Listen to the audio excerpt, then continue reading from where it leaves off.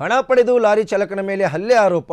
ಹೆದ್ದಾರಿಯಲ್ಲಿ ಅಡ್ಡಲಾಗಿ ಲಾರಿ ನಿಲ್ಲಿಸಿ ಚಾಲಕ ಆಕ್ರೋಶ. ಲಾರಿ ಚಾಲಕನ ನಡೆಗೆ ಸಂಚಾರಿ ಪೊಲೀಸರು ತಬ್ಬಿಬ್ಬು. ಹೊಸೂರು ರಾಷ್ಟ್ರೀಯ ಹೆದ್ದಾರಿ ಬಂದ್ ಮಾಡಿ ಹೈಡ್ರಾಮಾ ಮಾಡಿದ ಚಾಲಕ. ನಿನ್ನೆ ರಾತ್ರಿ ಸುಮಾರು 10 ಗಂಟೆಗೆ ನಡೆದಿರ್ತಕ್ಕಂಥ ಘಟನೆ ಇದು. ಹಣ ಪಡೆದು ಲಾರಿ ಚಾಲಕನ ಮೇಲೆ ಹಲ್ಲೆ ಆರೋಪ. ಹೆದ್ದಾರಿಯಲ್ಲಿ ಅಡ್ಡಲಾಗಿ ಲಾರಿ ನಿಲ್ಲಿಸಿ ಚಾಲಕ ಆಕ್ರೋಶವನ್ನು ವ್ಯಕ್ತಪಡಿಸಿದ್ದಾರೆ.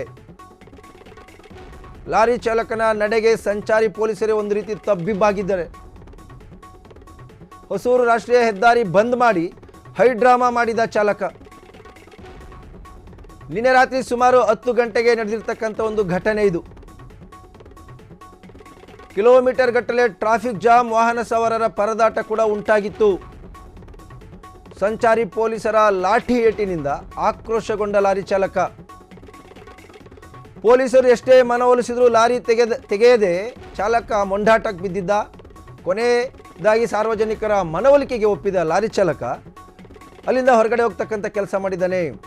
ಇನ್ನು ಹಣ ಪಡೆದು ಲಾರಿ ಚಾಲಕನ ಮೇಲೆ ಹಲ್ಲೆ ಮಾಡಿರ್ತಕ್ಕಂಥ ಒಂದು ಗಂಭೀರ ಆರೋಪ ಕೇಳಿಬಂದಿದೆ.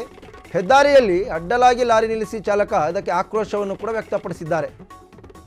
ಲಾರಿ ಚಾಲಕನ ನಡೆಗೆ ಸಂಚಾರಿ ಪೊಲೀಸರೇ ಒಂದು ಕ್ಷಣ ತಬ್ಬಿಬ್ಬಾಗಿದ್ದಾರೆ. ಹೊಸೂರು ರಾಷ್ಟ್ರೀಯ ಹೆದ್ದಾರಿ ಬಂದ್ ಮಾಡಿ ಲಾರಿ ಚಾಲಕ ಹೈಡ್ರಾಮಾ ಸೃಷ್ಟಿ ಮಾಡಿದ್ದಾನೆ. ಸಹಜವಾಗಿ ಹೊಸೂರು ಮಾರ್ಗ ಏನಿದೆ ಅಲ್ಲಿ ಬಹಳಷ್ಟು ಟ್ರಾಫಿಕ್ ಇರ್ತಕ್ಕಂಥ ಒಂದು ರಸ್ತೆ ಅದು. ಎಲೆಕ್ಟ್ರಾನಿಕ್ ಸಿಟಿ ಕಡೆ ಆಗಿರಲಿ, ಹೊಸೂರು ಕಡೆ, ಆನೇಕಲ್ ಕಡೆ ಹೋಗ್ತಕ್ಕಂಥವ್ರು, ಜೊತೆಗೆ ಐ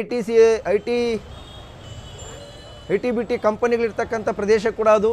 ಇಂಡಸ್ಟ್ರಿಯಲ್ ಏರಿಯಾ ಇರ್ತಕ್ಕಂಥದ್ದು ಎಲೆಕ್ಟ್ರಾನಿಕ್ ಸಿಟಿ. ಆ ಭಾಗದಲ್ಲಿ ಬಹಳ ಮುಖ್ಯವಾಗಿ ಪೀಕ್ ಅವರಲ್ಲಿ ಸಿಕ್ಕಾಪಟ್ಟೆ ಟ್ರಾಫಿಕ್ ಜಾಮ್ ಇರುತ್ತೆ. ಈ ಸಂದರ್ಭದಲ್ಲಿ ಲಾರಿ ಚಾಲಕ ಓರ್ವ ಒಂದು ಆರೋಪವನ್ನು ಮಾಡಿ ಏನು ಟ್ರಾಫಿಕ್ ಪೊಲೀಸ್ನವರು, ಸಂಚಾರಿ ಪೊಲೀಸರು ನಮ್ಮ ಬಳಿ ಹಣನೂ ಇಸ್ಕೊಂಡಿದ್ದಾರೆ, ನನ್ನ ಮೇಲೆ ಹಲ್ಲೆ ಮಾಡಿದ್ದಾರೆ ಅಂತ ಹೇಳಿ ಒಂದು ಗೂಡ್ಸ್ ವೆಹಿಕಲನ್ನು ರಸ್ತೆಗೆ ಅಡ್ಡಲಾಗಿ ನಿಲ್ಲಿಸಿ ರಂಪಾಟ ಮಾಡಿದ್ದಾನೆ.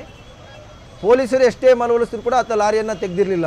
ಸೊ ಇದರ ಪರಿಣಾಮ ಏನಪ್ಪ ಅಂತಂದರೆ ಕಿಲೋಮೀಟರ್ ಗಟ್ಟಲೆ ಒಂದು ವೆಹಿಕಲ್ಗಳು ರಸ್ತೆಯಲ್ಲಿ ನಿಂತ ಪರಿಸ್ಥಿತಿ ಉಂಟಾಗಿತ್ತು. ವಾಹನ ಸವಾರರು ಪರದಾಡ್ತಕ್ಕಂಥ ಪರಿಸ್ಥಿತಿ ನಿರ್ಮಾಣ ಆಗಿತ್ತು. ಇಲ್ಲಿ ಬಹಳ ಮುಖ್ಯವಾಗಿ ಸಂಚಾರಿ ಪೊಲೀಸರು ಎಷ್ಟೇ ಶ್ರಮ ವಹಿಸಿದರೂ ಕೂಡ ಟ್ರಾಫಿಕ್ ಉಂಟಾಗುತ್ತೆ.